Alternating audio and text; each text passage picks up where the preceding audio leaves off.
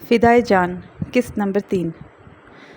پشاور کے اس چھوٹے سے گاؤں میں ہو رہی طوفانی بارش کی وجہ سے گاؤں کے لوگ ڈرے ہوئے تھے، جبکہ مظفر خان شمل خان کے سوتیلے تایا حویلی میں مرد خانے میں گاؤں کے معزز بزرگوں کے ساتھ بیٹھے سردار مظفر خان کو یہ بارش کسی اور رخ پر سوچنے پر مجبور کر رہی تھی۔ سردار، یہ بارش تو رکنے کا نام ہی نہیں لے رہا، اگر اسی طرح یہ ساری رات برستا رہا تو ہماری سالوں کی محنت مٹی میں مل جائے گی، گل خان نے پریشانی سے کہا۔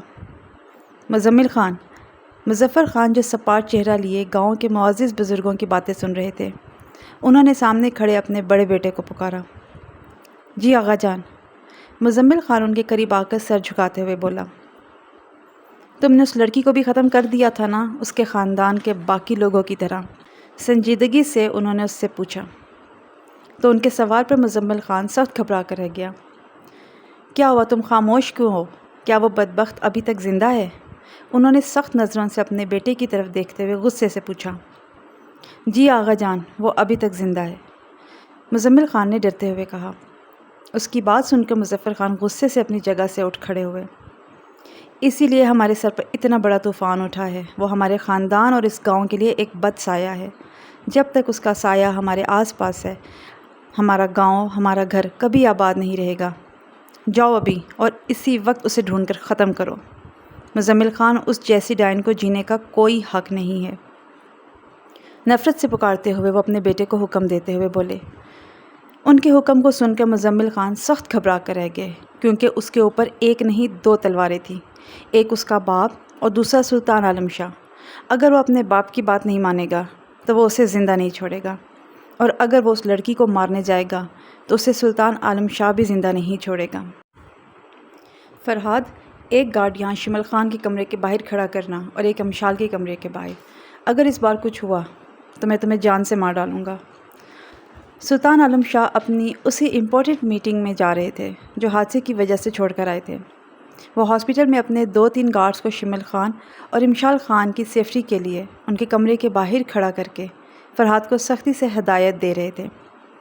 جی باس، آپ بے فکر ہو کر میٹنگ اٹینڈ کریں، یہاں میں دیکھ لوں گا، فرہاد نے ان سے کہا۔ اگر چھوٹی سی بھی غلطی ہوئی فرہاد، میں نہیں چھوڑوں گا تمہیں، انہوں نے ترچھی نگاہوں سے فرہاد کی جانب دیکھتے ہوئے کہا۔ فرہاد ان کے اس طرح دیکھنے پر سخت ڈر کر رہ گیا۔ نہیں باس، کوئی غلطی نہیں ہوگی، فرہاد نے سخت بڑبڑاتے ہوئے کہا۔ گڈ بوائے، انہوں نے اس کے کندھے کو زور سے دباتے ہوئے اسے شاباشی دیتے ہوئے کہا۔ فرہاد ان کے بھاری ہاتھ کو اپنے کندھے پر دباؤ بڑھاتے ہوئے دیکھ کر اپنے کندھے کو ٹوٹتا ہوا محسوس کرنے لگا۔ تھینک یو باس، فرہاد نے ان کے پیچھے ہٹتے ہی اپنے کندھے کو پکڑتے ہوئے کہا تو سر ہلاتے ہوئے اسے کچھ بھی کیے بغیر شمل خان کے روم کی جانب بڑھ گئے۔ کن سوچوں میں گم ہو شمل خان؟ وہ روم میں داخل ہوئے تو شمل خان کو کسی سوچ میں ڈوبے دیکھ کر وہ بیڈ کی جانب بڑھے اور سامنے رکھی کرسی کھینچ کر اس پر بیٹھ کر انہیں اپنی جانب متوجہ کرتے ہوئے بولے۔ تمہاری اور امشال کے درمیان بنے اس پاکیزہ رشتے کی سوچوں میں گم ہو۔ شمل خان نے نظریں چھت کی جانب سے ہٹا کر سامنے بیٹھے سلطان عالم شاہ کی جانب دیکھتے ہوئے کہا۔ کیوں، ہمارے رشتے کے متعلق کیوں سوچ رہے ہو؟ اتنا مت سوچو، ورنہ تمہاری حالت اور بھی زیادہ بگڑ جائے گی۔ تم اس وقت صرف امشال کے بارے میں سوچو، اگر تمہیں کچھ ہو گیا وہ ٹوٹ جائے گی، انہوں نے سنجیدگی سے کہا۔ شمل خان آج پہلی بار اسے غور سے دیکھنے لگے۔ خوبصورت سیاہ آنکھیں، کھڑی مغرور ناک، سیاہ سلکی بال اور سیاہ و سرمئی گھنی مونچھیں جو انہیں 30 سال سے کم عمر دکھا رہی تھیں۔ سلطان عالم شاہ، اب تم مجھے احترام سے بلایا کرو، اب تم میرے صرف دوست ہی نہیں بلکہ میرے داماد بھی ہو، شمل خان نے ماضی کی ایک بات کو سوچتے ہوئے مسکرا کر کہا۔ ہاں تو اب یار سے تمہیں سسر سمجھنا شروع کر دوں؟ شمل خان، تم یہ چاہتے ہو، مگر میں یہ رشتہ اب بھی ایکسیپٹ نہیں کر پا رہا ہوں، وقت لگے گا، جب میرے اندر وہ فیلنگ ڈیولپ ہوگی نا تو تب میں تمہیں سسر کی نظر سے ضرور دیکھوں گا۔ ابھی تم یہ مجھ سے امید مت کرنا میں نے تمہاری بات صرف اپنی امشال بیبی کی سیفٹی کے لیے مانی ہے، انہوں نے سنجیدگی سے کہا۔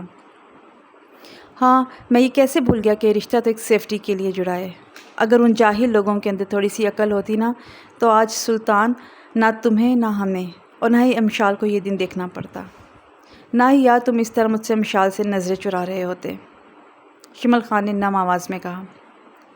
سلطان عالم شاہ اس کی بھاری آواز پر نظریں اوپر اٹھا کر انہیں دیکھنے لگے جو بنا آواز کے رو رہے تھے۔ پلیز شمل خان، ان سب باتوں کو بھول جاؤ، وہ گزری باتیں ہیں جنہیں سوچ کر کیوں خود کو جلا رہے ہو اور اپنی صحت کو خراب کر رہے ہو۔ انہوں نے ایک ہاتھ سے ان کا ایک ہاتھ پکڑا اور دوسرے سے ان کے آنسوؤں کو صاف کرتے ہوئے کہا۔ شمل خان ان کی بات پر خود کو خوش قسمت سمجھنے لگے کیونکہ اللہ نے ان کی زندگی میں سلطان کی صورت میں ایک مخلص دوست، ایک مخلص بھائی بھیجا ہے۔ مزمل خان ہاسپٹل کے باہر سلطان عالم شاہ پر نظر رکھے ہوئے تھا۔ جب اس نے ہاسپٹل میں سے اسے فرحاد کے ساتھ باہر نکلتے ہوئے دیکھا تو وہ اپنے آدمیوں کو اشارہ کرتے ہوئے ہاسپٹل کی جانب بڑھا۔ اس لڑکی کو ڈھونڈو، مجھے وہ ہر حال میں آج ہی چاہیے۔ ایک ایک کمرے کی تلاشی لو، وہ آج بچنی نہیں چاہیے۔ اپنے آدمیوں کو حکم دیتے ہوئے وہ خود بھی ہاسپٹل کے ایک ایک کمرے میں تلاشی لینے لگا۔ خان، وہ لڑکی یہاں نہیں ہے۔ ایک آدمی نے سامنے کمرے میں دیکھا تو اسے وہاں امشال نہیں ملی تو مزمل خان کے پاس آ کر بولا، یہاں بھی نہیں ہے خان۔ ایک اور آدمی نے کہا تو مزمل خان سخت پریشانی سے سامنے رکھی کرسی پر جا کر بیٹھا۔ میرا دم گھٹ رہا ہے، مجھے ٹیرس پر لے کر چلو۔ امشال جو نرس کے ساتھ اپنے کمرے کی طرف آ رہی تھی، سامنے کرسی پر مزمل خان کو دیکھ کر وہ خوف زدہ ہو کر اس نرس کو وہاں سے چلنے کے لیے کہنے لگی۔ اوکے میم، نرس نے کہا اور اسے پکڑتے ہوئے اس لیے ٹیرس کی جانب والے راستے کی جانب بڑھی۔ اسے ڈھونڈو، اس سلطان نے ان دونوں باپ بیٹی کو اسی ہاسپٹل میں چھپایا ہے۔ اگر وہ دونوں مجھے نہیں ملے تو میں تم سب کی جان لے لوں گا۔ مزمل خان نے غصے سے کھڑے ہوتے ہوئے اپنے سبھی آدمیوں کو دھمکاتے لہجے میں کہا۔ وہ امشال کی یہاں موجودگی نہ پا کر ڈر اور خوف کی وجہ سے نیم پاگل ہو گیا تھا۔ مزمل خان دوسرے فلور پر جب اپنے آدمیوں کے ساتھ آیا تو سامنے کھڑے دو گارڈز کو ایک کمرے کے دروازے پر کھڑے دیکھ کر وہ رک گیا۔ یہی کمرہ ہے جس میں یا تو شمل خان ہوگا یا اس کی بیٹی، مزمل خان نے کمینگی انداز میں مسکراتے ہوئے اپنے آدمیوں سے کہا۔ لیکن خان، ہم اندر کیسے جائیں گے؟ اس سلطان نے تو گارڈز کھڑے کر رکھے ہیں۔ ایک آدمی نے گارڈز کی جانب دیکھتے ہوئے مزمل خان سے کہا۔ ان کو راستے سے ہٹانا مزمل خان کے لیے بے حد آسان تھا۔ مزمل خان نے کہا اور اپنا ریوالور نکال کر وہ ان دونوں گارڈز کی جانب بڑھا۔ ان کے سروں پر ریوالور سے مار کر بے ہوش کر کے وہ دروازہ کھول کر کمرے کے اندر داخل ہوا۔ سلام چاچا جان۔ کمرے میں داخل ہو کر وہ سامنے رکھی کرسی پر بیٹھتے ہوئے کمینگی انداز میں شمل خان کو سلام کرتے ہوئے بولا، تم یہاں کیسے آئے؟ شمل خان مزمل خان کو دیکھ کر سخت گھبراتے ہوئے بولے، دروازے سے چاچا جان۔ دروازے کی جانب اشارہ کرتے ہوئے مزمل خان نے طنزی انداز میں کہا، یہاں سے چلے جاؤ مزمل خان، اگر تمہیں سلطان نے یہاں دیکھ لیا نا تو یہاں خون خرابہ ہو جائے گا۔ اب میں کسی کا بھی خون بہتے ہوئے نہیں دیکھنا چاہتا ہوں۔ تھک گیا تم لوگوں کی جاہلیت کو سہتے ہوئے، شمل خان نے غصے سے کانپتے ہوئے کہا۔ جاہلیت کے غصے کو بھی آپ جاہلیت کہو گے چاچا جان؟ آپ بھی اچھے سے جانتے ہیں یہ خون خرابہ کس وجہ سے ہو رہا ہے۔ اگر آپ اب اور خون بہاتے ہوئے دیکھنا نہیں چاہتے ہیں تو اپنی بیٹی کو ہمارے حوالے کر دیں تو یہ خون بہنا خود بخود بند ہو جائے گا۔ مزمل خان نے شدید غصے سے سامنے رکھے ٹیبل پر فروٹ باسکٹ کو ہاتھ مار کر گراتے ہوئے غرا کر کہا، وہ غصہ تم لوگوں کی جاہلیت کی وجہ سے ہے، اس وجہ سے نہیں جس وجہ کو وجہ بنا کر تم لوگوں نے میرے پورے خاندان کو مار ڈالا ہے۔ میں اپنی بیٹی کو تم لوگوں کے حوالے نہیں کروں گا۔ میں مر جاؤں گا لیکن اپنی بیٹی کو تم جیسے جاہل لوگوں کے ہاتھوں میں نہیں دوں گا۔ شمل خان نے سرخ آنکھوں سے اسے دیکھتے ہوئے کہا، ٹھیک ہے چاچا جان، میں آپ کی یہ خواہش ابھی پورا کرتا ہوں۔ مزمل خان نے ان کے سر کے نیچے سے تکیہ نکالتے ہوئے سرد لہجے میں کہہ کر وہ تکیہ ان کے پورے چہرے پر رکھ کر زور سے دبایا تو شمل خان تکیہ منہ اور ناک پر رکھنے کی وجہ سے اپنی سانسوں کو بند ہوتا ہوا محسوس کرنے لگے۔ امشال ٹیرس سے نیچے خوف کے مارے دیکھ رہی تھی۔ وہ اس وقت چلا بھی نہیں سکتی تھی۔ نرس کو اس نے نیچے اپنے آغا جان کے روم کی جانب بھیجا تھا۔ پتہ کرنے کے لیے اس وقت ہلکی بوندا باندی ہو رہی تھی۔ وہ سردی اور خوف سے بری طرح سے لرز رہی تھی۔ پلیز آغا جان کی حفاظت کرنا، اس دنیا میں آپ کے اور سلطان کے سوا کوئی نہیں ہے میرا، آپ ان کی حفاظت کرنا ہے اللہ۔ وہ سیاہ بادلوں میں گرے آسمان کی طرف دیکھتی ہوئی رو کر کہنے لگی۔ لیکن شاید آج اس کی دعا کی قبولیت کی گھڑی نہیں تھی، آج قدر کا کچھ اور ہی فیصلہ تھا۔ امشال میم نیچے۔ نرس پیچھے سے ہانپتی ہوئی آئی تو گھبراتے ہوئے اس سے کہنے لگی، کیا ہوا ہے نیچے؟ امشال اس کی اڑی رنگت دیکھ کر سخت گھبراتی ہوئی اس سے پوچھنے لگی۔ وہ نیچے گارڈز بے ہوش پڑے ہیں، نرس نے کہا۔ تو نرس کی بات پر امشال کے چہرے کی رنگت اڑنے لگی۔ گارڈ بے ہوش پڑے ہیں؟ آغا جان وہ کیسے ہیں؟ تم نے انہیں دیکھا؟ وہ سخت پریشانی سے اپنے باپ کے بارے میں نرس سے پوچھنے لگی۔ وہ کمرے کے باہر بڑی بڑی رائفل پکڑے لوگ کھڑے تھے، اسی لیے میں وہاں نہیں گئی، نرس نے ڈرتے ہوئے کہا۔ اتنے بڑے ہاسپٹل میں رائفل پکڑے اتنے سارے لوگوں کو اندر آتے ہوئے کسی نے نہیں دیکھا کیا؟ جو یہاں اتنی خاموشی ہے اس وقت، 2 جانوں کو خطرہ ہے اور تم لوگوں کا ہاسپٹل چپ ہے؟ وہ شدید پریشانی سے نرس سے بولی۔ امشال میم رات کے 4 بج رہے ہیں، شاید کسی نے انہیں اندر آتے ہوئے نہ دیکھا ہو، آپ ٹینشن نہ لیں، آپ ایک کام کریں، میرے موبائل سے سلطان سر کو فون کریں اور اس بارے میں انہیں بتائیں۔ نرس نے اپنا موبائل اس کی جانب بڑھاتے ہوئے کہا۔ تو اس نے جھٹ پٹے سے اس کا موبائل فون لیا اور نم آنکھوں کو اسکرین پر مرکوز کر کے سلطان کا نمبر ملا کر فوراً فون اپنے کان سے لگایا۔ ہیلو، کون؟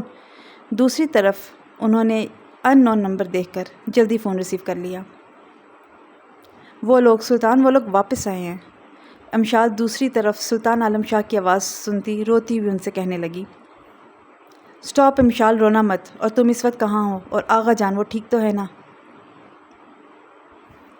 سلطان عالم شاہ جو میٹنگ روم سے باہر نکل رہا تھا، اس کی بھیگی آواز سن کر وہ اسے رونے سے منع کرتے ہوئے کہنے لگا۔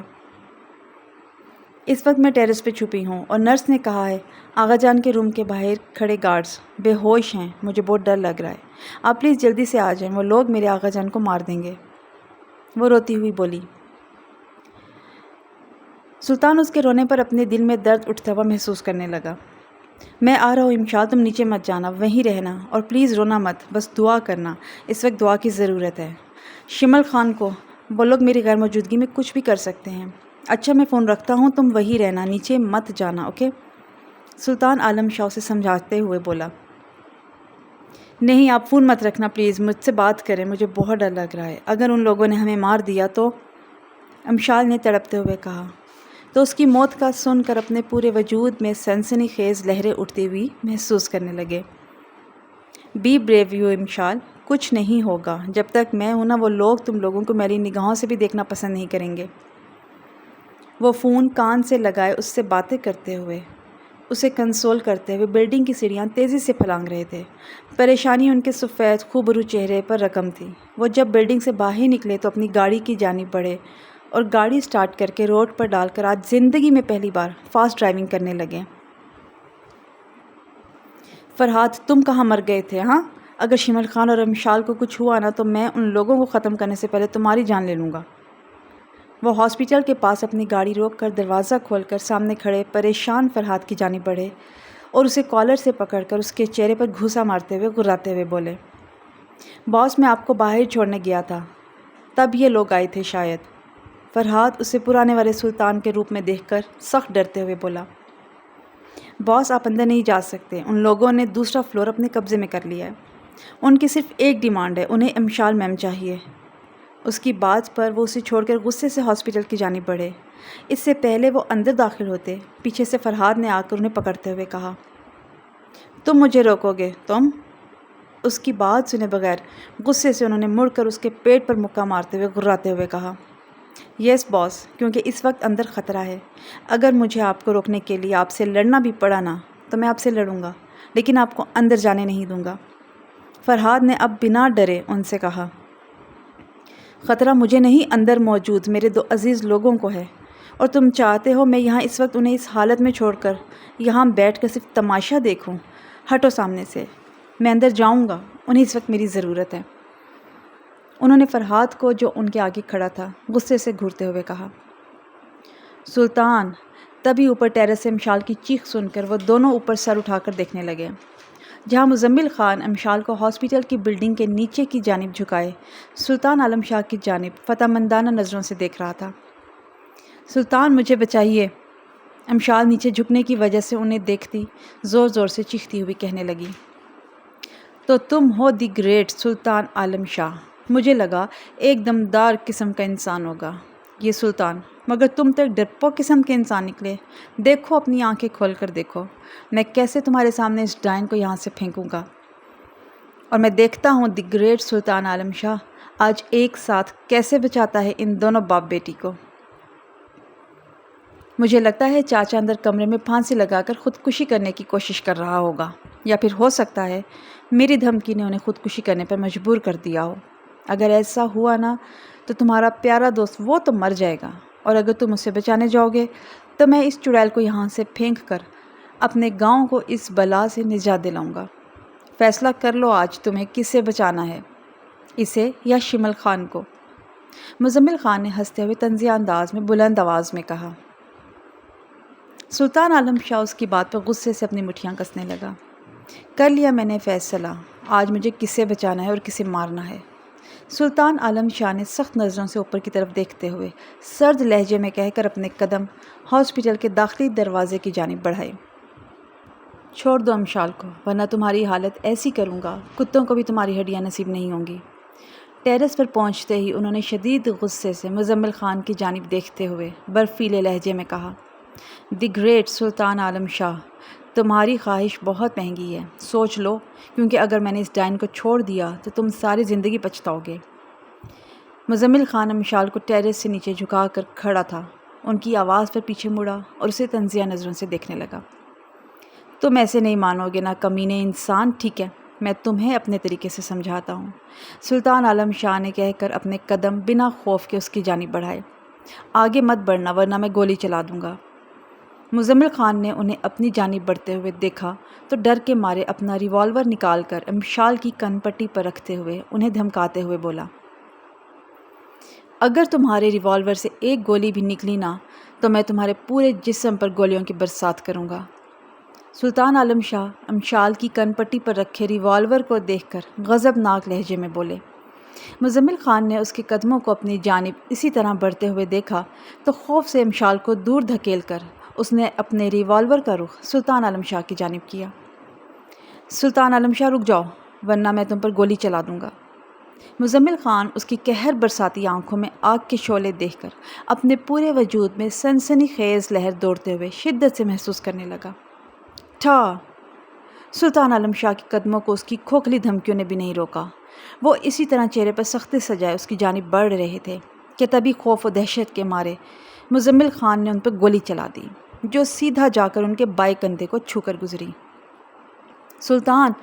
امشال جو مزمل خان کے دھکا دینے کی وجہ سے نیچے گری خوف سے ان دونوں کی جانب دیکھ رہی تھی۔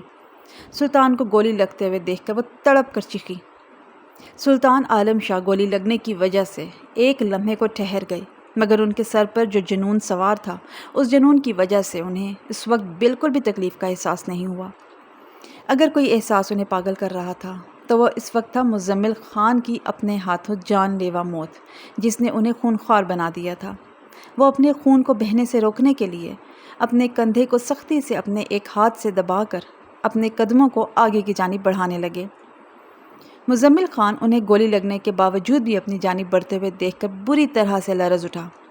رک جاؤ سلطان، ورنہ میں اب تمہاری کنپٹی پر نشانہ لگاؤں گا، اور اپنی ریوالور کا رخ پھر سے ان کی جانب کرتے ہوئے لرز کر کہنے لگا، سلطان میں ٹھیک ہوں، آپ اپنے غصے پر قابو کریں، وہ ورنہ بہت برا ہوگا، اور آپ کا خون بہت بہہ رہا ہے، چلے نیچے چل کر کسی ڈاکٹر سے بینڈیج کراتے ہیں۔ امشال مزمل خان کی بات پر ڈر کر اٹھی اور سلطان عالم شاہ کی جانب بھاگی اور انہیں پیچھے سے پکڑ کر روکتی ہوئی کہنے لگی، جو غصے سے شعلہ بنے اپنی آگ برساتی آنکھوں سے مزمل کو گھور رہے تھے، امشال نہیں، جب تک میں اسے جان سے نہیں مارتا میں بینڈیج نہیں کرواؤں گا، تم نیچے چلی جاؤ اور ہمیں اکیلا چھوڑ دو، اس نے تمہیں ہاتھ لگا کر اچھا نہیں کیا ہے، آج اس کی موت میرے ہی ہاتھوں لکھی ہے۔ سلطان عالم شاہ نے غضبناک نظروں سے مزمل خان کی جانب دیکھتے ہوئے امشال سے کہا، نہیں، میں نہیں جاؤں گی آپ کو لیے بغیر، سمجھیں آپ، میں اگر یہاں سے جاؤں گی تو آپ کے ساتھ جاؤں گی، ورنہ میں یہاں سے ہلوں گی بھی نہیں، سنا آپ نے سلطان؟ امشال نے آ کر ان کے چوڑے سینے سے لگ کر ضدی لہجے میں کہا، ضد مت کرو امشال، چلے جاؤ نیچے۔ انہوں نے اسے جدا کرتے ہوئے شدید غصے سے کہا، میں نے کہا نا میں آپ کے ساتھ جاؤں گی تو آپ کے ساتھ ہی جاؤں گی، گاٹ اٹ؟ امشال انہیں بھی ضد کرتے ہوئے دیکھتی، غصے سے ان کے سینے پر مکہ مارتے ہوئے آخر میں اپنا سر ان کے چوڑے سینے پر رکھ کر بولی، ٹھیک ہے، تم پیچھے کھڑی ہو کر صرف تماشا دیکھو، میں تو آج اسے چھوڑنے والا نہیں ہوں امشال۔ ان لوگوں نے میرے محسن کے پورے خاندان کو ختم کیا ہے، تو میں اپنے محسن کے لیے اتنا تو کر سکتا ہوں۔ اس کے دشمنوں میں سے کسی ایک کا خاتمہ کر کے اسے سکون تو پہنچا سکتا ہوں، کیونکہ مجھے اچھے سے پتہ ہے شمل خان اور تم اپنے خاندان کے قاتلوں کے گلے میں پھانسی کا پھندا لگے دیکھنا چاہتے ہو۔ میں تم دونوں کی خواہش آج پوری کروں گا، اس کو پھانسی دے کر تم مجھے بالکل بھی نہیں روکو گی۔ مزید اقساط کے لیے چینل کو سبسکرائب کر لیں۔